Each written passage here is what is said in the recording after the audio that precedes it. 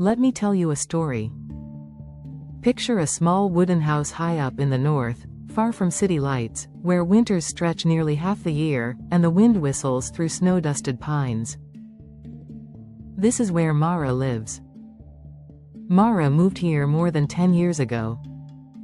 She came for the quiet, the long winter nights, and the clear, star-filled skies. But over time, she began to notice something else: how the air inside her home changed whenever the heaters turned on. The furnace roared, windows stayed shut, and that same dry, dusty smell crept into her lungs. In the first winter, she chalked it up to old pipes, or maybe just poor ventilation. She opened a window occasionally, but the cold would sneak in so fiercely she only lasted minutes before slamming it shut. She felt stuck. She thought, this is just what living up here means. One evening, after a particularly long day working at the remote research station, Mara came home exhausted and made a cup of tea. She leaned back in her armchair and coughed. Not just the little tickle cough, but deep, dry wheezing. Her chest felt tight. Sleep was restless, punctuated with short, gasping breaths. That's when she knew something was wrong. Over the next few weeks, Mara started tracking her symptoms. She bought a cheap air quality sensor, one of those portable ones that measures particulate matter. What she discovered surprised her. Whenever her heater ran, the PM 2.5 readings spiked. Dust and fine particles filled her living space when the heating kicked in. The sensor flickered red. Determined, she began researching. She logged into late-night forums, read scientific articles, and watched YouTube reviews, all in search of a solution. She found recurring advice: if you live in a cold, sealed climate, you must invest in a good air purifier. Not just any purifier, one that can remove fine particulates, run efficiently, and in her case, even help with dry indoor air. Mara narrowed her search around 3 priorities: true HEPA filtration, to catch the tiniest particles stirred up by her heating system; energy efficiency, because the purifier would be running nearly constantly during the winter; humidification, or at least the option of a purifier-humidifier combo, since the furnace made the air painfully dry. After weeks of comparing, she settled on a few models, but one stood out: the Dyson Purifier Humidify Plus Cool pH03. It promised all 3 things: powerful HEPA filtration, a built-in humidifier, and a fan to circulate the air. It wasn't cheap. But for Mara, it wasn't just a luxury, it was a long-term investment in her health.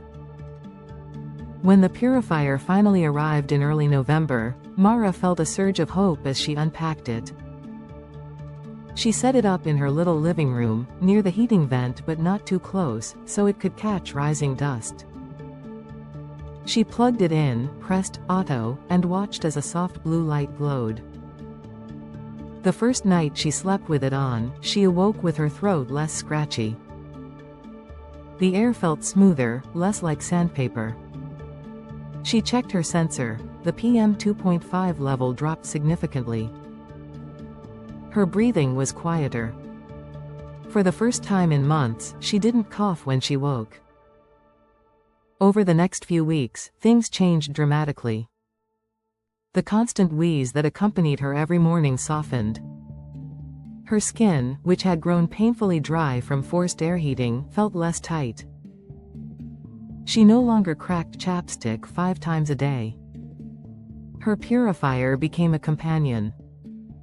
On the coldest nights, when windows stayed firmly shut, the machine hummed quietly in the background, filtering, humidifying, and circulating.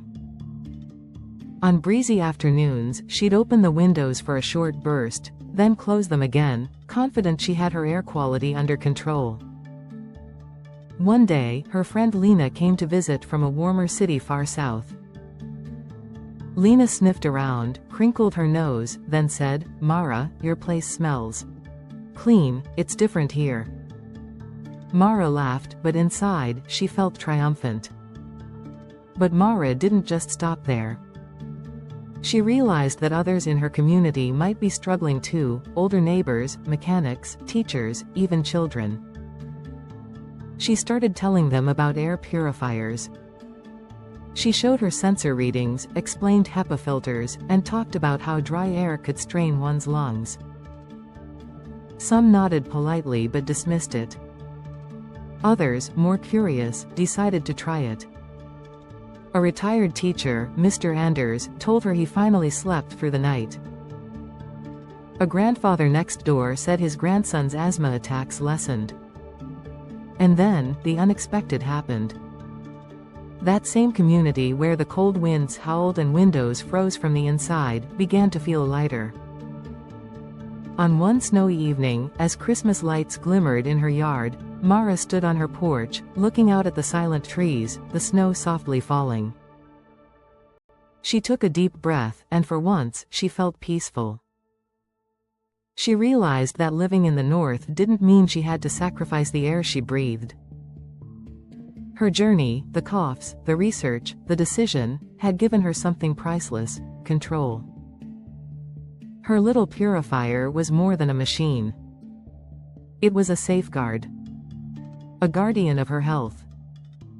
And in that moment, Mara whispered to the sky, "I may live far from the world, in a house that trembles against the cold, but I have clean air, I have hope."